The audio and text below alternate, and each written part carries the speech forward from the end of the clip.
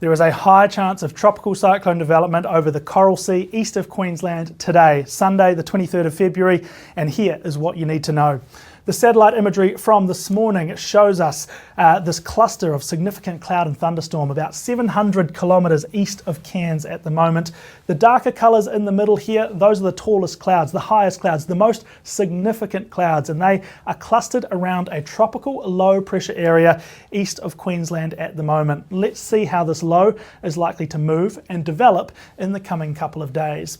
We expect a gradual eastwards drift away from the country in the next few days, with the system intensifying into a tropical cyclone, perhaps as early as Sunday afternoon. It could be Sunday night, it could be Monday morning, but generally through the next 24 hours, we do expect to see this tropical cyclone get a name and rise even to a Category 2 system. This will continue to move eastwards and then veer a little to the south, intensifying to a severe Category 3 tropical cyclone either on Tuesday or Wednesday. By this point, it's likely to be the best part of 1,000 kilometres off of the Queensland coast, but it will be impacting at coastal locations. Notice the strong gusty winds blowing up from Brisbane all the way up to areas north of Cairns, and it will be a windy week along the Queensland coast. We also anticipate showers for most coastal locations and an increase in the size of the waves, making for some hazardous conditions over Queensland waters.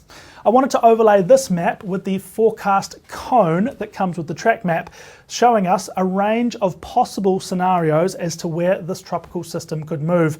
Notice how this cone bows out towards the Queensland coast, suggesting that there is a risk this whole system sits closer to Queensland, which would greatly amplify and increase the risk of severe weather across eastern parts of the state. There is also a chance this whole system drifts a little further eastwards away from the country, which would slacken its impacts over eastern Queensland.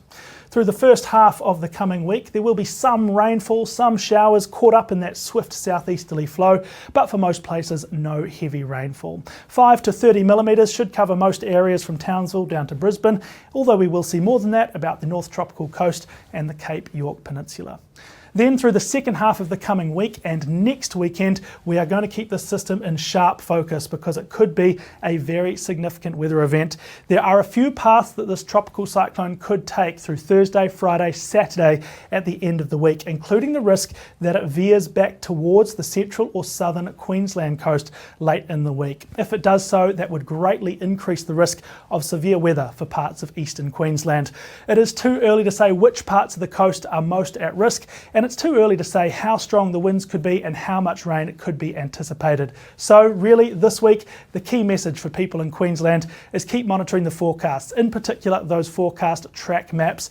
Over the next few days, we will see increased confidence and increased certainty in where and how this tropical system is likely to move and where those weather impacts are likely to be. So you can always get the latest tropical